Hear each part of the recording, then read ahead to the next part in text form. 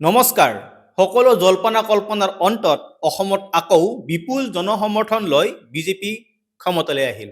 হয়তো অসম বিজেপিৰ নেতাসকলেও এইটো নিৰ্বাচনত তেওঁলোকে ইমান সফলতা লাভ কৰিব বুলি আশা কৰা নাছিল। কিন্তু অসমৰ ৰাইজে তৃতীয়বাৰৰ বাবে দলটোক পুনৰ শাসনত বহুৱালে। ইয়াৰ বিপৰীতে অসমত ধৰাশায়ী হ'ল কংগ্ৰেছ। আচলতে হিমন্ত বিশ্ব শৰ্মাৰ ৰাজনীতিৰ সন্মুখত আজি অসমত বিৰোধী ধূলিসাৎ হৈ গ'ল। এইবাৰৰ যুঁজখনত বিজেপিৰ নহয়, মুখ্যমন্ত্ৰী হিমন্ত বিশ্ব শৰ্মাৰ জয় হ'ল। এতিয়া অসমত যিখন চৰকাৰ গঠন হ'ব, এইখন হ'ব হিমন্ত বিশ্ব শৰ্মাৰ চৰকাৰ। আপুনি যিমানেই চোকা ছাত্ৰ নহওক, গোটেই বছৰ কিতাপ নপঢ়ি কেৱল পৰীক্ষাৰ এমাহ আগৰ পৰা কিতাপ মেলি ল'লে পৰীক্ষাত ফেইল কৰাটো একো আচৰিত হ'বলগীয়া কথা নহয়। এইটো বিধানসভা নিৰ্বাচনতো অসমত বিৰোধী দলসমূহৰ লগত এই একেই কাণ্ডই ঘটিল। অন্ততঃ অসমৰ বহু লোকে এইবাৰ গৌৰৱ গগৈ, অখিল গগৈ আৰু লুৰিণজ্যোতি গগৈ নিৰ্বাচনত জয়ী হৈ বিধানসভাত প্ৰৱেশ কৰিব বুলি ভাবিছিল।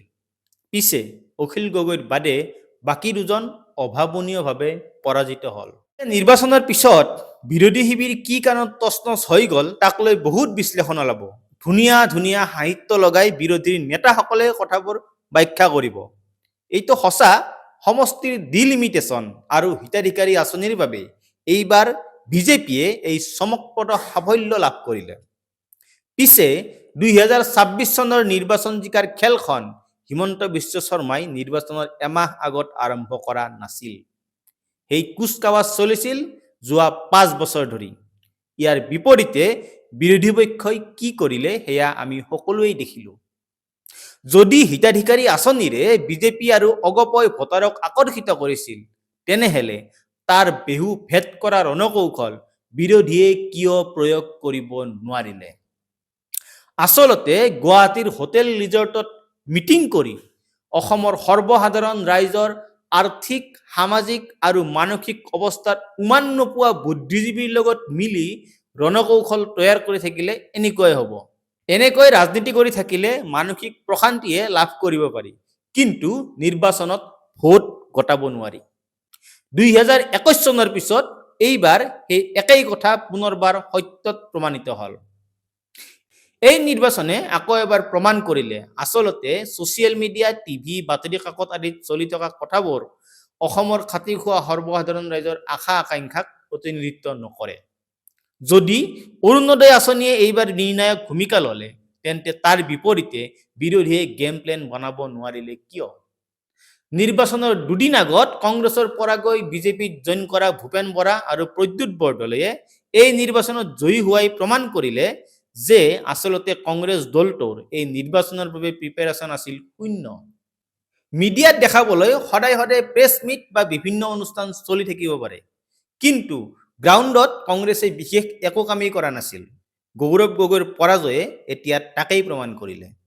হয়, ডিলিমিটেশ্যনে এইবাৰ অসমত বিজেপিক সহায় কৰিলে, কিন্তু ডিলিমিটেশ্যন হৈছিল 2023 চনৰ আগষ্ট মাহত, মানে নিৰ্বাচনৰ প্ৰায় 2.5 বছৰ আগত। এতিয়া প্ৰশ্নটো হ'ল, এই ডিলিমিটেশ্যন অনুসৰি প্ৰধান বিৰোধী দল কংগ্ৰেছে কিয় ৰণনীতি প্ৰস্তুত কৰিব নোৱাৰিলে? একেই কথা ৰাইজৰ দল আৰু অসম জাতীয় পৰিষদৰ ক্ষেত্ৰতো প্ৰযোজ্য। 2021 চনৰ নিৰ্বাচনত কৰা ভুলৰ পৰা এই দল দুটাই কোনো শিক্ষা নললে কিয়?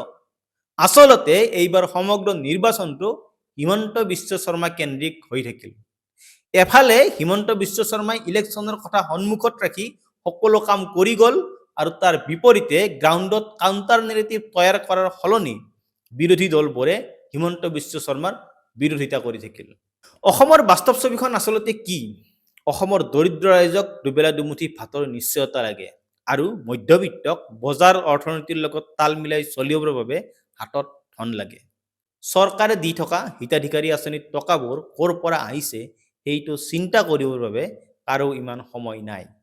গতিকে প্ৰেছ মিট পাতি হিতাধিকাৰী আঁচনিৰ বিৰোধিতা কৰি থাকিলে কেৱল টিভিত মুখ ভৰে ওলাই থাকিব পাৰে, কিন্তু তাৰ পৰা ভোটাৰ ৰাইজৰ মন জয় কৰিব নোৱাৰি।